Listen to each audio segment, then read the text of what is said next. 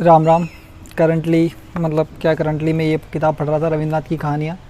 सो तो इसकी एक कहानी है आधी रात में। इस कहानी का जो पूरा परिदृश्य है वो तो ऐसे चलता है कि एक जो उसका नायक होता है वो किस तरह से उसकी पहली पत्नी होती है, वो उसको उसका देह अवसान हो जाता है, और कैसे वो फिर दूसरी के साथ जाता है, फिर वो पुरानी पहली वाली को भूल नहीं पाता है। और बहुत अच्छी वो है।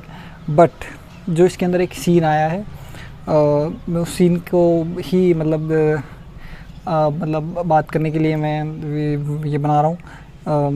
मतलब शानदार सीन है, डिस्क्रिप्शन कैसे इमेजिनेशन में पोएट जो है वो आपको कहाँ लेके चला जाता है।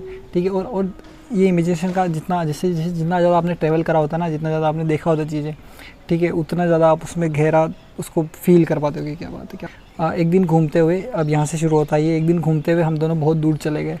जो उसकी दूसरी पत्नी है और वो जो नायक है, एक दिन घूमते हुए हम दोनों बहुत दूर चले गए।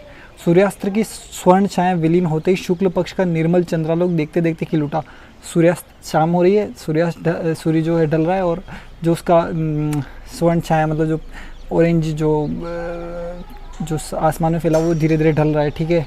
और उसके बाद शुक्ल पक्ष का निर्मल चंद्रालोक देखते देखते खिल उठा। शुक्ल पक्ष में चढ़ता हुआ चाँद, उसका जो निर्मल चंद्रालोक, उसकी रोशनी जो है धीरे धीरे खिल उठा उस अंतहीन शुभ्र बालू के कछार पर।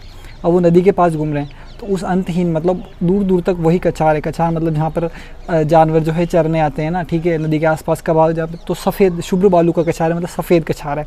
ठीक है। पर जब अजस्त्र मतलब निरंतर मुक्त उच्छ्वासित ज्योत्सना, ठीक है, फ्री ज्योत्सना मतलब होता है चंद्रमा की रोशनी को ज्योत्सना कहते हैं।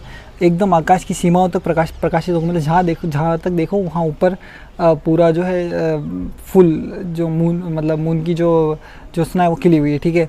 और तब लगा मानो जनशून्य चंद्रलोक के असीम स्वप्न राज्य में केवल हम दो व्यक्ति ही भ्रमण कर रहे हैं। मतलब कि जो चंद्रमा का जो एक आप सोच रहे इमेजिनरी मतलब एक राज्य होगा, चंद्रलोक होगा, वहाँ पर हम दोनों ही, वहाँ पे कोई और नहीं, हम दोनों ही सिर्फ भ्रमण कर रहे हैं, और एकदम से माहौल एकदम शानदार बना हुआ है। ठीक है। एक लाल शाल मनोरमा के सिर से उतरता उसके मुख को वेष्टित करते हुए उसके शरीर को ढके हुए था। लाल शाल ओढ़ के जिसने निस्तब्धता जब गहरी हो गई, केवल निस्तब्ध शांति एकदम गहरी हो गई, केवल सीमाहीन दिशाहीन शुभ्रता। सीमाहीन दिशाहीन मतलब चारों तरफ जारी शुभ्रता, सीमाहीन मतलब कहीं ख़त्म ही नहीं हो रही, जिधर देखो पूरा सफ़ेद, नीचे के चार और ऊपर जो है वो उसका वो है क्या बोलते हैं ज्योत्सना चंद्रमा की। ठीक है।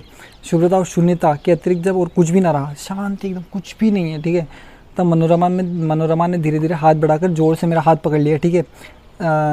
अत्यंत पास आकर वह मानो अपना संपूर्ण शरीर, मन, जीवन, यौवन मेरे ऊपर डालकर एकदम निर्भय होकर खड़ी हुई। सरेंडर होता है ना ये, या मतलब वही है, अपन जब फील करते तभी फील करते कि यार यही पूरा मोमेंट। ठीक है।